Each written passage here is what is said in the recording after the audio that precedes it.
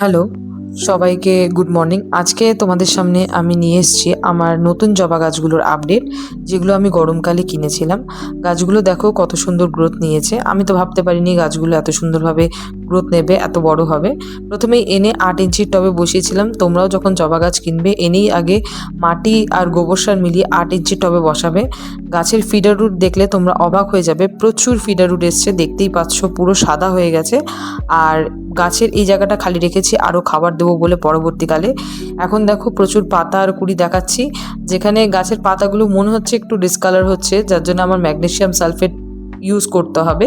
কিন্তু এই বর্ষাটা কমে গেলে, মানে বৃষ্টিটা কমে গেলে তারপরেই ম্যাগনেসিয়াম সালফেট ব্যবহার করতে পারবো, তার আগে নয়। কোনো রকম খাবার কিন্তু গাছে এখন দিচ্ছি না।